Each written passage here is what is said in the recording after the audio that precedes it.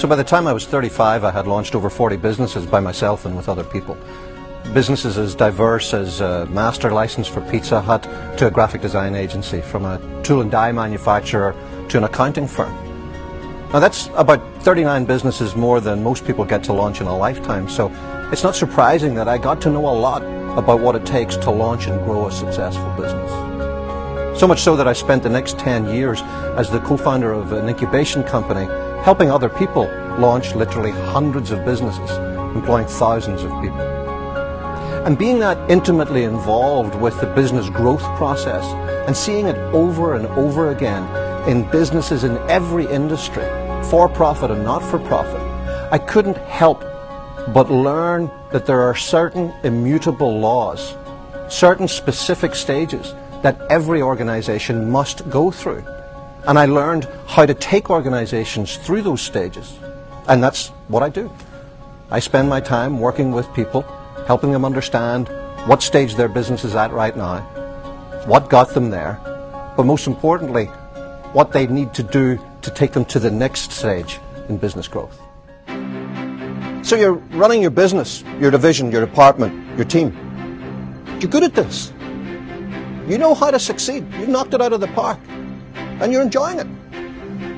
And then one day what happens is you look up and it just feels like you're not moving the needle so much.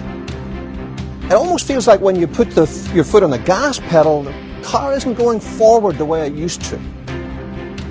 What's happening is that your organization is moving into a stage that I call treadmill, where the systems and processes that stood you in such good stead, that brought you to the point of success that you're now at, are beginning to stifle entrepreneurship.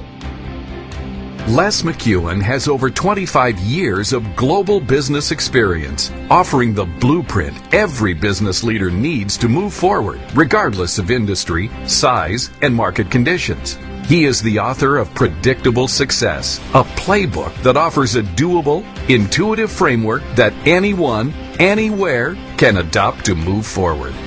From his experience with organizations as varied as Pizza Hut to Harvard University, from the U.S. Army to Microsoft, from Fortune 100 companies to the mom and pop next door, Les McKEOWN guides you through the exact steps to take to restore equilibrium to your organization, reignite confidence in your own management skills, and lead your team forward to the next stage in growth. Your org chart has got to be a machine for decision making. I mean, after all, what's business all about? It comes down to one thing: repeatedly making good decisions and effectively implementing them. That's what success in business is. Making good decisions and effectively implementing them. And if your org chart isn't a machine for decision making, if it doesn't take information in, process it effectively and efficiently, and deliver high quality decisions that you can readily implement, then your organization is going to become more bureaucratic. It is going to become more arthritic.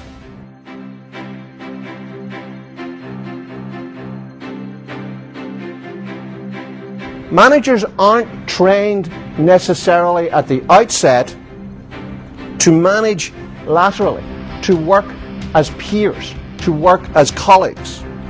In fact, most managers develop a proprietorial sense that what they're doing vertically with their team is what's most important, and any demands from over here, any need to service another part of the organization over there is merely a distraction from making sure that their team does the best that they can do.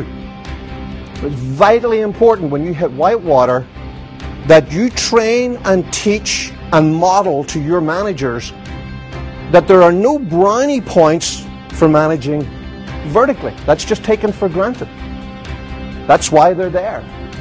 But what you expect and want from them is that they learn to also manage laterally. They learn to link arms. They learn to make decisions effectively together. They learn to pass the baton from one to another.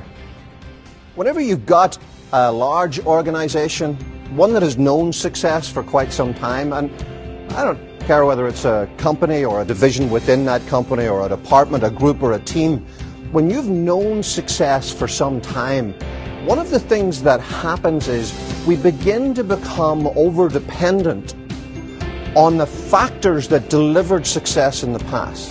What we do is we assume that if doing X, Y, and Z gave us success last year, then doing another version of X, Y, and Z will deliver success for us this year. And I want to challenge you to think about something.